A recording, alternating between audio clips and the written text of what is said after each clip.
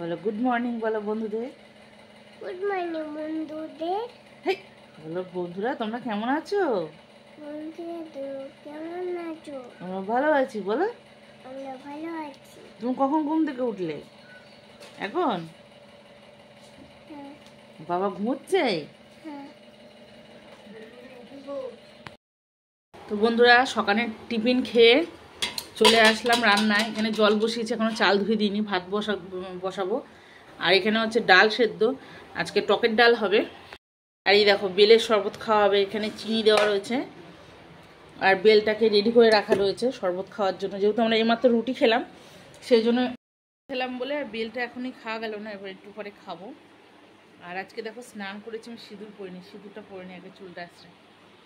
বন্ধুরা দেখো সবজি কাটতে বসেছি, পটল চিংড়ি রান্না করব। পটলগুলো দেখো, চিংড়ি মাছ তো বাছলাম, আর আম দিয়ে করব টকের ডাল। একটু আম কাটবো। আর দেখো আমার সাথী রান্না করি যখন এই পাখাটা চলে সবসময় আমার কাছে। তো বন্ধুরা ভাত তো হচ্ছে আর আমার ডাল সেদ্ধ হয়ে গেছে। আর এখানে দিলাম শুকনো লঙ্কা আর সর্ষে ফোড়ন দিয়ে আমটাকে ভেজে নিচ্ছি। ডালটা সাতলাবো, টকের ডাল হবে। আর ডালের মধ্যে তো হলুদ দেওয়া রয়েছে, আমটাতে আর হলুদ দেবো না, নুনও দেবো না, দেবো একটু মিষ্টি। আর টকের ডালটা কিন্তু আমরা একটু মিষ্টি মিষ্টি খাই। টকের ডাল ওই চিনি ছাড়া টক ডাল আমরা খেতে পারি না।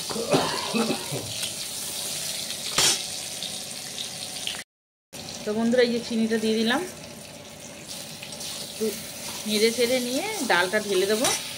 আর সব আমটা গালিয়ে দেবো না, তাহলে ডাল প্রচুর টক হবে। প্রয়োজন একটুখানি গেলে দেবো।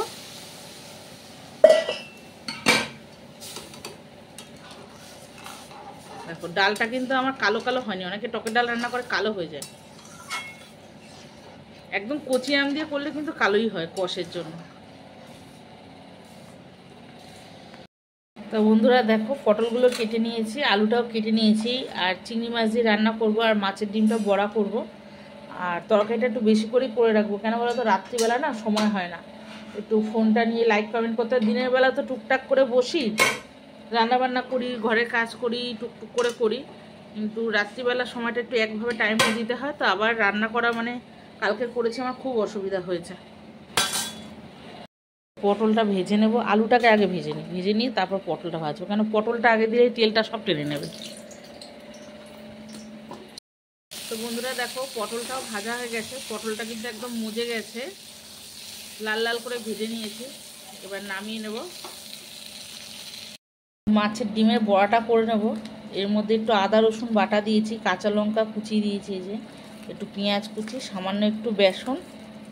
বড়াটা ভেজে নেব, তারপরেই মাছটা ভেজে তরকারিটা করে নেব, নাহলে আবার আমাকে কড়াটা ধুতে হবে লাস্টে এই বড়া ভাজার জন্য, তরকারি করা।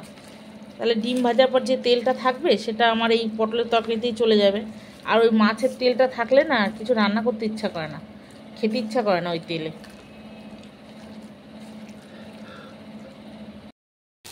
তো বন্ধুরা আজকে তেজপাতা ফোড়ন দিইনি, শুধু জিরে ফোড়ন দিয়েছি, আর পেঁয়াজটাকে সুন্দর করে ভেজে নিয়েছি।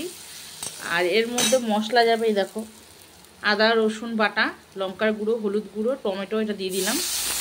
তো কালকে একটা বোন আমাকে জিজ্ঞেস করেছে, দিদি ভাই তোমার বাড়িতে আর কে কে থাকে। তো আমি বলছি, সেই বোনকে বলছি, বা আরও কয়েকজন জিজ্ঞেস করছে, সবাইকেই বলছি আমার এই বাড়িতে আমি একাই থাকি। এখানে থাকার মতন আমার ছোট দুটো ঘর, এখানে সেরকম আমার ঘর নেই।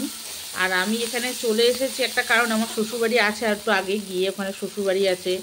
আমার শ্বশুরবাড়ি প্রায় 17 কাঠা জমির মধ্যে বাড়ি।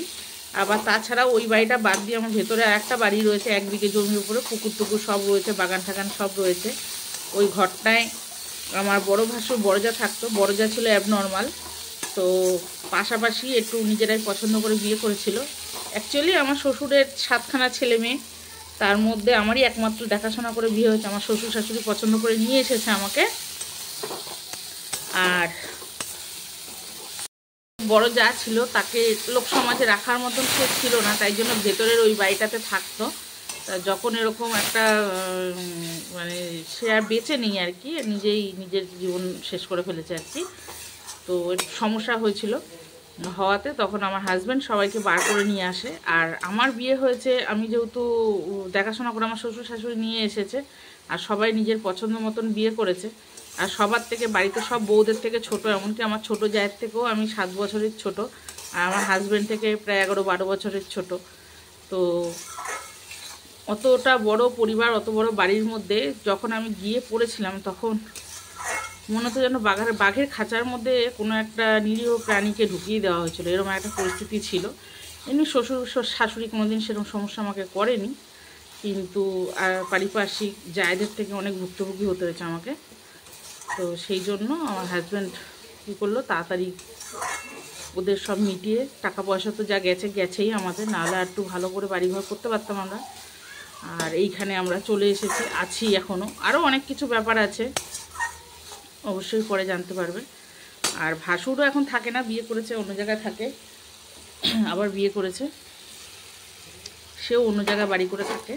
আর আমাদের ওই বাড়ি জায়গা জমি ওরকমই রয়েছে, সবারই শেয়ার আছে ওখানে, আরও আছে নানান জায়গায়, কিন্তু এইভাবেই চলছে, যার যার মতন সে তার মতন করে থাকছে, এই আর কি ব্যাপার। তো বন্ধুরা, চিংড়ি মাছটা দিয়ে আলু পটলটাকে ভালো মতন কষিয়ে নিচ্ছি। আর এই জলটা শুকিয়ে গেলে, যে পটলের মধ্যে যে জলটা রয়েছে, এই মশলার জলটা শুকিয়ে গেলেই জল দিয়ে দেবো। আর নামাবার আগে একটুখানি গরম মশলা দিয়ে নামিয়ে নেবো, একেবারে তরকারিটা নামিয়ে তারপর দেখাবো, এখন আর দেখাচ্ছি না। তো বন্ধুরা, তরকারিটা হয়ে গেছে, এবার নামিয়ে নেব। আর এইটুকুনি ঝোল থাকবে, কারণ আলুটা তো একটু রস টেনে নেবে। দুটো একটা আলু একটু ভেঙে দিই, তারপর নামিয়ে নেব। বাবা, তুমি কাজ করছো, বাইরে থেকে বাসন এনে দিচ্ছ? বন্ধুরা দেখো, এই যে রান্না হয়ে গেছে আমার পটল চিংড়ি, একটু রস রাখলাম।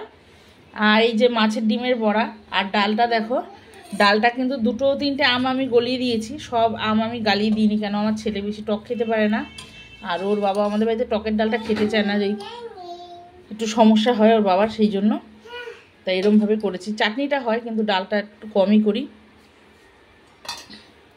তো কীরকম হয়েছে রান্নাগুলো দেখতে আমাকে একটু জানিও কমেন্টে।